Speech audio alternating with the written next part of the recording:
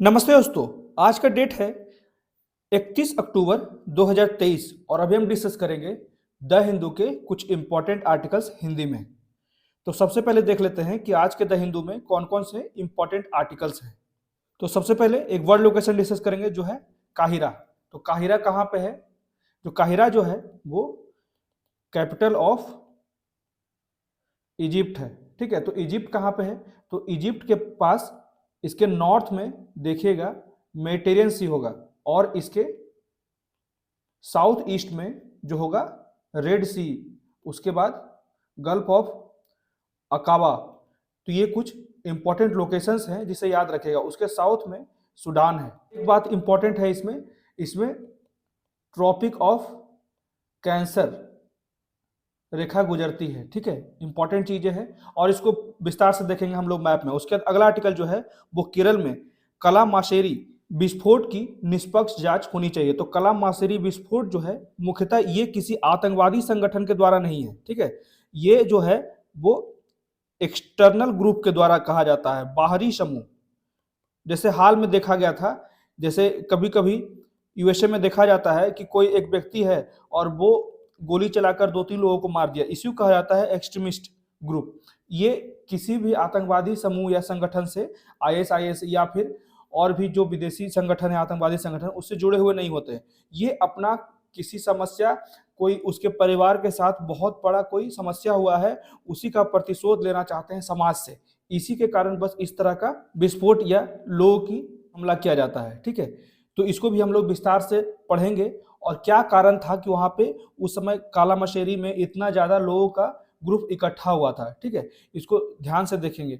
उसके जो अगला आर्टिकल है, भारत को संयुक्त राष्ट्र में गाजा बोर्ड पर आम सहमति के लिए प्रयास करना चाहिए। अभी हाल ही में देखा गया कि भारत ने यूएन असेंबली, यूएनजीए बोला जाता है, यूएन जनरल असेंबली में जब वोटिंग हुआ उसके सपोर्ट के लिए, गाजा के सपोर्ट के लिए, तो 120 देशों ने सपोर्ट किया। उसमें से 14 देश अगेंस्ट थे, लेकिन जो 45 देश थे उसमें भारत भी था और वो एब्सटेंड था, मतलब कि वो निष्पक्ष तरीके से था। ठीक है, उसने वोटिंग में अपने आप को शामिल नहीं किया।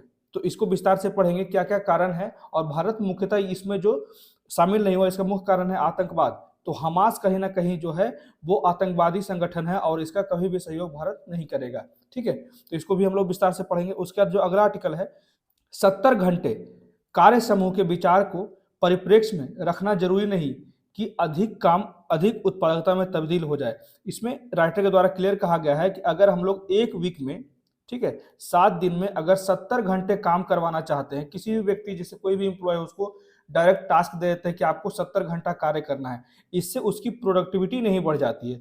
तो सबसे पहले इसे ये सोचना चाहिए किसी व्यक्ति को कि कैसे टेक्नोलॉजी को इन्हांस करे, स्किल्स को इन्हांस करे, जिससे कि जो प्रोडक्टिविटी है किसी भी एम्प्लॉय की वो इंक्रीज हो सके। सिर्फ घंटा बढ़ा देने से, कार्य का समय बढ़ा देने से वो कार्य का निष्पादन ज़्यादा नहीं हो पाएगा। इसलिए यहाँ पे इसको विस्तार से पढ़ेंगे कि और क्या क्या ऐसे कारण हैं जो इसे और बेहतर तरीके से किया जा सकता है। भारत के परिप्रेक्ष्य में क्या 70 घंटे जो है वो सकारात्मक है या नकारात्मक है, इसे भी देखेंगे। आइए शुरू करते हैं। तो सबसे पहले एक वर्ल्ड लोकेशन जो है वो काहिरा, पहले ही बता दिया था, कैपिटल ऑफ इजिप्ट है, इसे ही काहिरा कहा जाता है या कायरो भी कहा जाता है इंग्लिश में।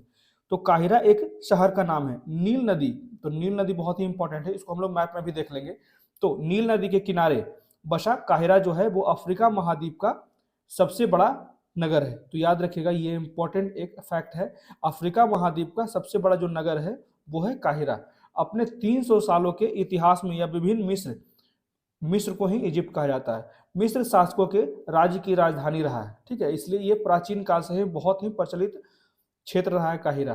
तो ब्रिटिश काल में भी इसका महत्व बरकरार रहा। मिस्र की राजधानी जो काहिरा जो है आज औद्योगिकरण, इंडस्ट्रियलाइजेशन का प्रतीक है, सिंबल ऑफ इंडस्ट्रियलाइजेशन है। यह प्रतीक, यह मिस्र की राजनीति, अर्थव्यवस्था और सांस्कृतिक गतिविधियों का केंद्र व प्रमुख पर्यटन केंद्र भी है। ठीक है, यहाँ बहुत ज्यादा पर्यटक लोग जाते हैं वहाँ की संस्कृति को देखने के लिए। ठीक है, वहाँ के स्कल्पचर्स को, आर्किटेक्चर को देखने के लिए। तो यहाँ के पिरामिड तो विश्व प्रसिद्ध हैं ही। ठीक है, पिरामिड तो पहले से ही विश्व प्रसिद्ध है, लेकिन यहाँ के संग्रहालयों और मस्जिदों में भी मिस्र की संस्कृति का दर्शन किया जा सकता है।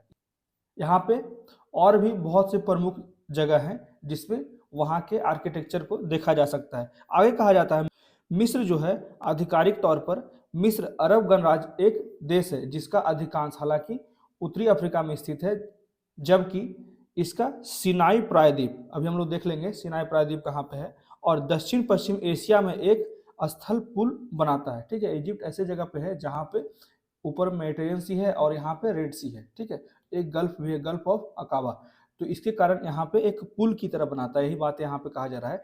इस प्रकार मिस्र एक अंतर महाद्वीपीय देश है। ठीक है, एक अफ्रीका हो गया, यहाँ पे मिड ईस्ट रीजन है, मिड ईस्ट एशिया, तो इसके कारण यहाँ पे कहा जाता है अंतर महाद्वीपीय देश, तथा अफ्रीका, भूमध्य क्षेत्र, मध्य पूर्व और इस्लामी दुनिया की यह एक प्रमुख शक्ति है। इसका क्षेत्रफल जो है 10,02,000 वर्ग किलोमीटर है और इसके उत्तर में भूमध्य सागर और पूर्वोत्तर में गाजा पट्टी और इजराइल है और पूरब में लाल सागर और दक्षिण में सूडान और पश्चिम में लीबिया है।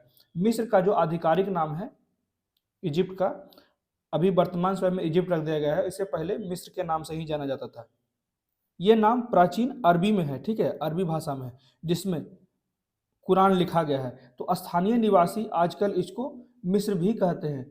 अंग्रेजी नाम जो है इजिप्ट मध्य फ्रांसीसी शब्द इजिप्टी और लैटिन एजिप्टस के मार्ग से मूलतः प्राचीन ग्रीक शब्द एजिप्टोस से आया है। मिस्र शब्द सीमा भाषाओं का है। ठीक है,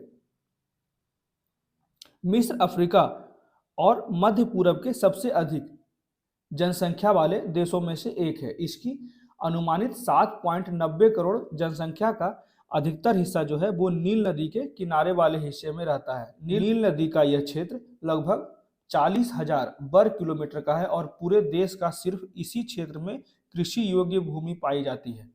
ठीक है, उसके बाद सहारा मरुस्थल के एक बड़े हिस्से में विरल जनसंख्या निवास करती है। बहुत कम छुटपुट जनसंख्या जो है वो सहारा मरुस्थल में भी निवास करती है। आगे हम लोग इसको मैप में देख लेते हैं। तो सबसे पहले ये वर्ल्ड मैप में देख लेते हैं। देखिए ये मिड ईस्ट का रीजन है और ये अफ्रीकन कंटिनेंट है।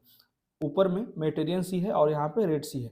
यहाँ देखिए इजिप्ट के बीच से ही ट्रॉपिक ऑफ कैंसर जा रहा है, मतलब कि कर्क रेखा। ठीक है, तो ये है इजिप्ट का लोकेशन। उसके बाद अब इसको इजिप्ट के लोकेशन को अच्छे से देख लेते हैं। ये इजिप्ट का मैप है। ठीक है, इजिप्ट की राजधानी जो है वो काहिरा या कायरो है। ठीक है, ये यहाँ पे सिचुएटेड है। क्लियर कहाँ ही गया था कि जितने भी इंपॉर्टेंट वहाँ पे टाउन्स हैं वो सभी नील नदी के किनारे स्थित है। तो ये देखिए नील नदी इस तरह से है और यहाँ पे लेक नासिर है, ये एग्जाम में आ चुका है। ठीक है, लेक नासिर याद रखिएगा। उसके बाद गल्फ ऑफ सुएज, सुएज नहर है यहाँ पे, रेड सी और गल्फ ऑफ अकाबा। उसके बाद अब इसके सराउंडिंग कंट्रीज को देख लेते हैं। तो यहाँ पे लीबिया भी है। ठीक है, नीचे सूडान है, मतलब कि साउथ में सूडान है।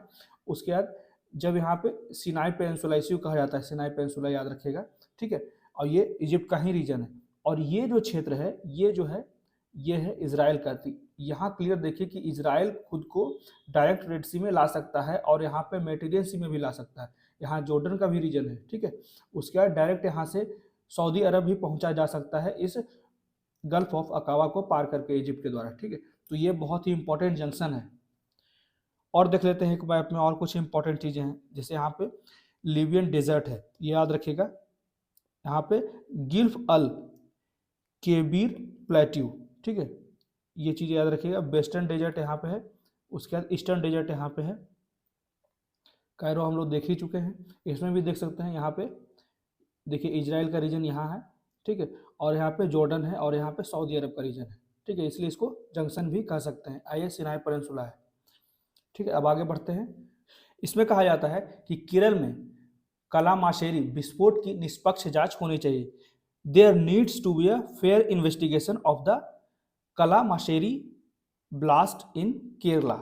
इसको हम लोग विस्तार से पढ़ेंगे कि कलामाशेरी बॉम्ब ब्लास्ट क्यों हुआ। तो सबसे पहले जानते हैं, यहाँ पे एक वर्ड मैं लिखता हूं, लोन उल्फ टेरर अटैक, इसके साथ जोड़ा जा रहा है इसे, ये नाम याद रखिएगा, lone wolf terror attack. Lone wolf terror attack जो है वो बॉमर द्वारा, जो लोग बम कैरी करते हैं, योजनाबद्ध और क्रियान्वित किए हुए हमले किए जाते हैं, इसी को कहा जाता है लोन वुल्फ टेरर अटैक। ठीक है, प्लान्ड मर्डर होता है या प्लान्ड ब्लास्ट, बम ब्लास्ट। ठीक है, तो इसे ही ये याद रखिएगा, लोन वुल्फ टेरर अटैक, जो किसी भी आतंकवादी संगठन के निर्देशन के समर्थन के बिना हिंसक समूह गतिविधियों को अंजाम देता है। तो ये वायलेंस कार्य करता है बिना किसी आतंकवादी समूह के निर्देश के, जो बाहरी समूह होते हैं। तो इसे एक बार और याद रखिएगा, एक्सटर्नल ग्रुप इसे कहा जाता है।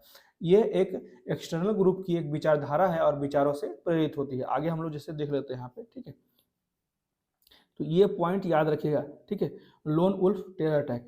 आगे हम लोग देख लेते हैं कि इसके कारण क्या थे कि कालामशेरी में इतना बड़ा बम हमला हुआ।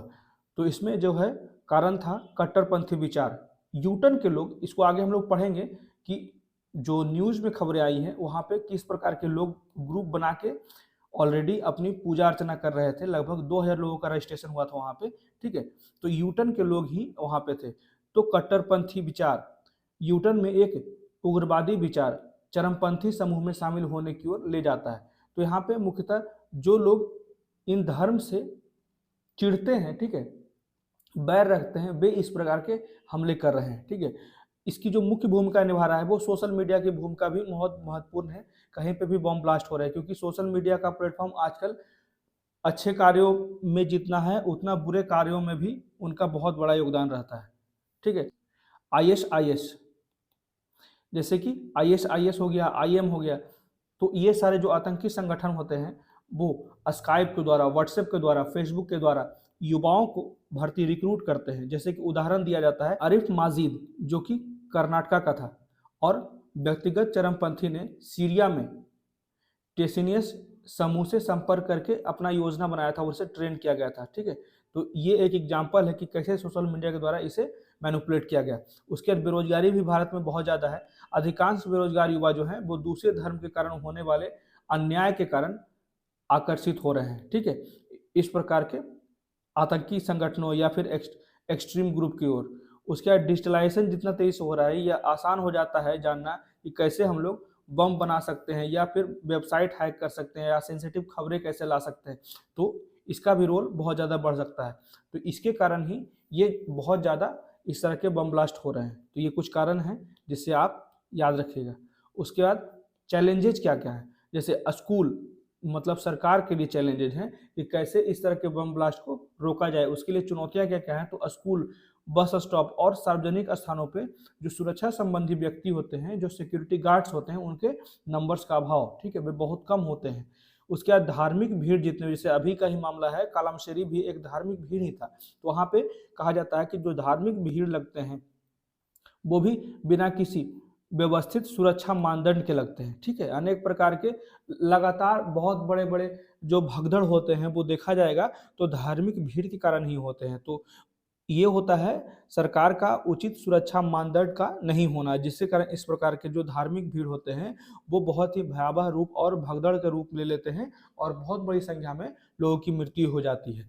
आगे कहा जाता है, उदाहरण स्वरूप जैसे अल्पसंख्यक ईसाई समूह जो है, यहोवा साक्षी, यहोवा इसे कहा जाता है यहोवा विटनेस, ठीक है। तो इसी की भीड़ लगी थी, जहाँ पे कालामशेरी में इनके भीड़ पर जैसे ही प्रार्थना समाप्त हुआ बम फेंक दिया गया। और आता है सोशल मीडिया प्लेटफॉर्म पर अनेक प्रकार के फेक न्यूज का प्रसार किया जा रहा है, जिससे कि जो धार्मिक भावना है उसे ज़्यादा से ज़्यादा बढ़ाया जा रहा है, ठीक है, उसे ज़्यादा से ज़्यादा हिंसात्मक बनाया जा रहा है, ठीक है। ये भी याद रखिएगा। इसी कारण फेक न्यूज पे, जो भी सोशल मीडिया प्लेटफॉर्म पे न्यूज आते हैं उसकी विश्वसनीयता पे हमेशा सवाल रहता है। इसलिए अगर न्यूज़ देखना है तो आप न्यूज़पेपर या फिर उसके जेन्युइन वेबसाइट से ही चेक करें, ठीक। आगे कहा जाता है कि इस प्रकार के फेक न्यूज को, प्रसार को नियंत्रित करने में असफल जो रहता है, जिसके कारण जो कि हिंसा एवं बाहरी समूह के समझौते का मुख्य स्थान बनता जा रहा है। सोशल मीडिया की बात की जा रही है, ठीक है। तो ये सही चुनौतियां थी, इसे भी आप आंसर्स में लिख सकते हैं। उसके बाद अब देख लेते हैं जो न्यूज़पेपर में क्या था। तो क्रिश्चियन ग्रुप के कन्वेंशन सेंटर में इस दौरान हुआ ब्लास्ट, ठीक है। तो यहाँ पे कहा जाता है यह घटना जो है वो कोची से लगभग 10 किलोमीटर उत्तर पूर्व में कालामशेरी के केंद्र में यहोवा के साक्षियों के सम्मेलन, ठीक है, ये लोग क्रिश्चियन से संबंधित हैं। तो यहोवा के ग्रुप थे, वहाँ पे अपना पूजा अर्चना कर रहे थे, वहीं पे इन पे बम से हमला किया गया। तो स्थानीय मीडिया के द्वारा समूह जो थे 3 दिवसीय क्षेत्रीय सम्मेलन आयोजित कर रहे थे, जिसमें 2000 से अधिक पंजीकरण थे, मतलब लोगों का आगमन होने की संभावना थी। उसके बाद यहोवा के साक्षी एक अंतर्राष्ट्रीय ईसाई संप्रदाय है जिसकी स्थापना 1870 के आसपास अमेरिका में हुई थी। वे कई देशों में घर घर जाकर प्रचार करते हैं अपने धर्म का। तो यही कहा जाता है कि Jehovah's Witnesses are an international Christian denomination that was found in the USA around 1870। ठीक है, आगे कहा जाता है यहोवा के साक्षियों का कहना है कि भारत में उनके लगभग 60,000 अनुयायी हैं, मतलब कि उनके सेम धर्म में लोग, मतलब कि उनके समान धर्म के लोग जो हैं वो लगभग 60,000 हैं। प्रार्थना खत्म होने के कुछ सेकंड के बाद ही ये बम का धमाका हुआ। स्थानीय समाचार पत्र जो है वो कहते हैं कि मातृभूमि ने कहा कि कन्वेंशन हॉल के अंदर कम से कम 3 विस्फोट हुए जिसमें 23 से अधिक लोग घायल हो गए और घायलों को अस्पताल में पहुंचाया गया। केरल के स्वास्थ्य मंत्री बीना जॉर्ज ने सरकारी स्वास्थ्य पेशेवरों से ड्यूटी पर रिपोर्ट करने का आग्रह किया। ठीक है, इसमें और भी चीजें देख सकते हैं। कम से कम 10 को जलने के इलाज के लिए भर्ती किया गया।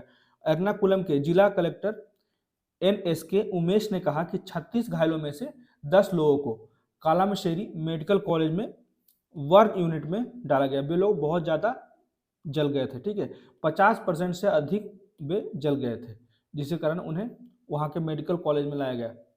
उन्हें दूसरे अस्पताल में स्थानांतरित कर दिया गया जो जिस तरह की स्थिति में थे उसे उस तरह का उपचार प्रदान किया गया।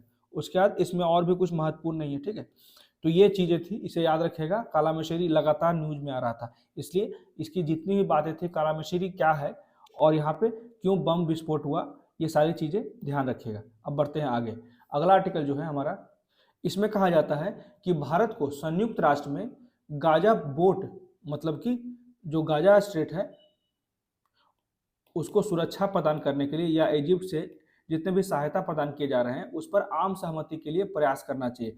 भारत के लिए कहा गया कि भारत को गाजा का सपोर्ट करना चाहिए, ऐसा राइटर कहते हैं। लेकिन भारत जो है कभी भी टेररिस्ट का सपोर्ट नहीं करता है, इसलिए इसने ना किसी का सपोर्ट किया ना ही किसी के अगेंस्ट वोटिंग किया। ये यहाँ पे क्लियर फिगर में हम लोग देख सकते हैं कि जो 45 एब्सटेन, मतलब कि निष्पक्ष रहे, वो ना तो इजराइल की तरफ थे ना ही फिलिस्तीन की तरफ थे। जिससे देखा जाता है कि इंडिया, यूके, जर्मनी, कनाडा, जापानी, ये सारे ऐसे कंट्री हैं जो एब्सटेंड है, निष्पक्ष हैं। ठीक है, जैसे कि वोटिंग जब हुई तो 120 लोग पक्ष में थे कि गाजा को ह्यूमैनिटेरियन टूल्स प्रोवाइड किया जाए। ठीक है,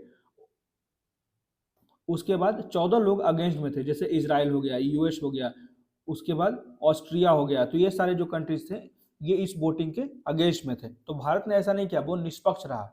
आगे कहा जाता है कि संयुक्त राष्ट्र महासभा में गाजा में युद्ध विराम का प्रस्ताव पारित। भारत समेत 45 देशों ने मतदान प्रक्रिया में खुद को बाहर रखा। ठीक है, इजराइल के संयुक्त राष्ट्र राजदूत जो हैं वो गिलाद एटार ने प्रस्ताव को खारिज कर दिया। उन्होंने कहा कि इजराइल को अपनी सुरक्षा करने का अधिकार है, वह हमास के हमलों को, क्योंकि हमास ने ही सबसे पहले शुरुआत किया था इजराइल पे हमला करना, तो वह हमास के हमलों को कब तक सहता रहेगा, ऐसा नहीं हो सकता। उन्होंने इस प्रस्ताव को हास्यास्पद बताया कि किसी के भी अगर संप्रभुता का सवाल आता है तो वो कोई भी देश हो वो संघर्ष जरूर शुरू कर देगा। तो इजराइल हमास युद्ध के बीच गाजा में मानवीय आधार पर संघर्ष विराम के लिए जॉर्डन का प्रस्ताव संयुक्त राष्ट्र महासभा में पारित हो गया। ठीक है, उसके बाद संयुक्त राष्ट्र महासभा में शुक्रवार को आयोजित विशेष सत्र में इजराइल और हमास के बीच तत्काल मानवीय संघर्ष विराम का जोरदार आह्वान किया गया। साथ ही गाजा पट्टी तक सहायता पहुंचाने, यही मुख्य मुद्दा था, गाजा पट्टी तक सहायता पहुंचाने और नागरिकों की सुरक्षा की मांग की गई। सदन में यह प्रस्ताव तालियों गड़गड़ाहट के साथ पारित हो गया क्योंकि 120 लोग उसके पक्ष में वोटिंग किए थे। आगे कहा जाता है कि समाचार एजेंसी हिंदुस्तान समाचार के अनुसार संयुक्त राष्ट्र के इस प्रस्ताव के पक्ष में 120 लोग हम लोग शुरुआत में ही देख चुके हैं और 14 लोग विरोध किए थे, और भारत, कनाडा, जर्मनी और ब्रिटेन जैसे 45 लोग जो थे इस मतदान प्रक्रिया से खुद को बाहर रखे थे। प्रस्ताव को सदन में यह कहकर पारित कर दिया गया कि अरब देशों के प्रस्ताव बाध्यकारी नहीं है, लेकिन यह राजनीतिक महत्व रखता है क्योंकि इजराइल ने 75 साल पुराने इतिहास में अपने नागरिकों पर सबसे बर्बर हमास के हमले के जवाब में गाजा में जमीनी कार्रवाई तेज कर दी है। ठीक है, अब प्रस्ताव का मुख्य उद्देश्य जो था वो नरसंहार को रोकना था, क्योंकि सुरक्षा परिषद के पिछले 2 सप्ताह में 4 बार कार्रवाई करने पे विफल रहने के बाद महासभा में इस मामले पर मतदान हुआ। प्रस्ताव पारित करने के लिए 2/3 बहुमत की आवश्यकता होती है। प्रस्ताव का उद्देश्य जो था, ये मुख्य बात है कि प्रस्ताव का मुख्य उद्देश्य जो था, इस युद्ध तथा लोगों के विरुद्ध नरसंहार को रोकना और गाजा पट्टी में मानवीय सहायता पहुंचाना। ठीक है, इसी का मुख्य मुद्दा है था कि गाजा स्ट्रिप जो है वहां पे मानवीय सहायता पहुंचाना। आगे कहा जाता है कि फिलिस्तीनी संयुक्त राष्ट्रदूत रियाद मंसूर ने इस प्रस्ताव पर खुशी जाहिर की है। ये ऑलरेडी सोचने की बात है कि जब फिलिस्तीन के सपोर्ट में प्रस्ताव पारित हो गया तो फिलिस्तीनियों को तो खुशी होगी ही। वहीं इजराइल के संयुक्त राष्ट्र राजदूत गिलाद एडार्न ने प्रस्ताव को खारिज कर दिया, वे मानने से इनकार कर दिया। उन्होंने कहा कि इजराइल को अपनी रक्षा करने का अधिकार है, वह हमास के हमलों को कब तक सहता रहेगा। कुछ बातें थी यहाँ पे जो इम्पोर्टेंस रखता था कि यहाँ पे एक वोटिंग हुआ है गाजा स्ट्रिप में मानवीय सहायता पहुंचाने के लिए, जिसमें इंडिया जो है वो निष्पक्ष रहा है। ठीक है, और क्यों रहा है? क्योंकि इजराइल उसका बहुत अच्छा दोस्त है और हमास कहीं ना कहीं से वो टेररिस्ट है और हमेशा से भारत टेररिस्ट को कभी भी सपोर्ट नहीं करता है। अब बढ़ते हैं आगे। हमारा अगला आर्टिकल जो है, putting the 70 hour work week idea into perceptive, मतलब कि यहाँ पे कहा जाता है कि 70 घंटे कार्य सप्ताह, मतलब कि एक सप्ताह में, एक वीक में 70 घंटे कार्य किया जाए अगर, तो देश का विकास तेजी से होगा। तो उसी में राइटर कहते हैं कि सिर्फ आवर्स के बढ़ा देने से प्रोडक्टिविटी नहीं बढ़ जाती, प्रोडक्टिविटी को बढ़ाने पे ध्यान रखना चाहिए, जैसे कि टेक्नोलॉजीज को बढ़ाना चाहिए, उसके स्किल्स को बढ़ाना चाहिए। उसके बाद महिलाओं के लिए जो वर्क प्लेस है वहाँ पे अनेक प्रकार की सुविधाएं उपलब्ध करानी चाहिए। नए जो युवक हैं, युवा संख्या है हमारे पास, युवा पॉपुलेशन है, उनके लिए ज़्यादा से ज़्यादा रोजगार उपलब्ध कराने की आवश्यकता है, इससे प्रोडक्टिविटी बढ़ेगी। ठीक है, तो यहाँ पे राइटर क्या कहना चाह रहे हैं इसको भी हम लोग विस्तार से देखते हैं। जैसे कि ये जो हैं वो इन्फोसिस के संस्थापक NR नारायण मूर्ति है। ठीक है, तो इन्होंने ही कहा है कि हाल ही में कहा कि भारतीय युवाओं को सप्ताह में 70 घंटे काम करना चाहिए। इस टिप्पणी को कुछ लोगों ने समर्थन किया तो कुछ लोगों ने आलोचना किया। तो ये टिप्पणियां जो है 314 कैपिटल द्वारा प्रकाशित द रिकॉर्ड शीर्षक वाली वीडियो श्रृंखला के पहले एपिसोड में की गई। आगे कहा जाता है कि 6 दिन के कार्य सप्ताह को मानते हुए श्री मूर्ति की टिप्पणी का अर्थ है कि भारतीयों को अगर हम लोग 70 घंटे कार्य करना चाहते हैं, अगर 6 दिन को सप्ताह मानते हैं, तो प्रतिदिन लगभग 11.5 घंटे काम करना होगा। तो वर्तमान में एक औसत युवा भारतीय कितने घंटा काम करता है? यहाँ पे ये सवाल किया जा रहा है कि वर्तमान समय में जो हमारा युवा भारतीय है, भारतीय युवा है, वो औसतन कितना कार्य करता है। तो आगे कहा जाता है कि भारत में 2019 में किए गए टाइम यूज सर्वे, ये कुछ चीजें याद रखेगा। ठीक है, टाइम यूज सर्वे के अनुसार 15 से 29 वर्ष का व्यक्ति ग्रामीण क्षेत्रों में रोजगार और संबंधित गतिविधियों में प्रतिदिन 7.2 घंटे कार्य करता है। 2019 में ये सर्वे हुआ था। ठीक है, और शहरी क्षेत्र देखा जाए तो वहां पर 8.5 घंटे से अधिक समय बिताते हैं कार्य करने में। तो शहरी क्षेत्रों में काम पर बिताए गए समय की राज्यवार तुलना यह देखते हुए कि यह आंकड़ा जो है वो ग्रामीण क्षेत्रों की तुलना में अधिक है, ये तो क्लियर बात है। ठीक है, तो ये चीजें याद रखिएगा। ये है मूर्ति जी, ठीक है, जो इन्फोसिस के संस्थापक है, फाउंडर है। आगे कहा जाता है, ये जो फैक्ट है, how many hours each week do urban man, 15 से 59 वर्ष के लोग जो हैं वर्क ईच एवरी डे। तो देख सकते हैं 57.1 जम्मू कश्मीर में, इसी तरह के सभी राज्यों में दिए गए हैं कि किस राज्य में कितना एक वीक में कार्य किया जाता है। और इंडिया का जो एवरेज आवर है वर्किंग का, तो 61.6 आवर पर वीक, इतना एवरेज है। जैसे कि साउदर्न में देखें 64, 60, यहाँ 60 से ऊपर है। उसके बाद वही नॉर्थ में पिछड़े जैसे कि उत्तर प्रदेश 59.4, बिहार देखिए 54.7। उसके बाद इससे भी नीचे देख सकते हैं जैसे कि लक्षद्वीप जो हो गया 51.5। तो कुछ चीज़ें यहाँ पे ध्यान रखिएगा। क्लियर बात है कि जो चाहे वो वेस्टर्न स्टेट्स हो या फिर साउदर्न स्टेट हो, वो ज़्यादा डेवलप किए हैं, लेकिन नॉर्दर्न स्टेट या नॉर्थ ईस्ट के स्टेट जो हैं वो अभी भी कम डेवलप किए हैं। जैसे यहाँ पे देख सकते हैं नागालैंड में 46.8 है, कितना वहाँ पे वीकली कम कार्य किया जाता है। मणिपुर में 46.9 है। तो ये सारे सबसे लीस्ट वर्किंग स्टेट्स हैं, ठीक है, इन द वीक। आगे कहा जाता है, अब इसमें चार्ट दिए गए हैं कि चार्ट के अनुसार इसमें कंपेरिजन किया गया है। तो चार्ट 1 में प्रस्तुत किया गया है कि शहरी उत्तराखंड पहले स्थान पर है सबसे ज़्यादा कार्य करने में।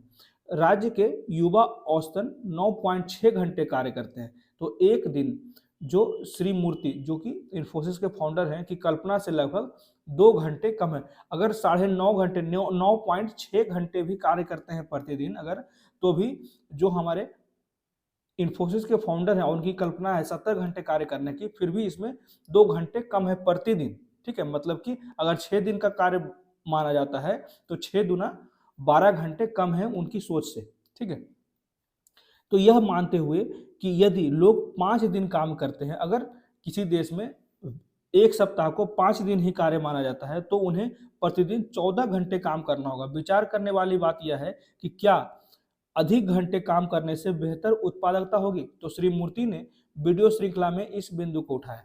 तो भारत की कार्य उत्पादकता दुनिया में सबसे कम में से एक है। तो यही कहा जाता है कि भारत में तो अभी भी जाके देख लीजिए सेक्रेटेरिएट के जो हालात हैं, क्लर्कियल लेवल से जितने भी नीचे लोग हैं, ठीक है, और उनकी कार्य का निष्पादन क्षमता देख लीजिए, ठीक है, प्रोडक्टिविटी देख लीजिए कि वो कितने कार्य करते हैं।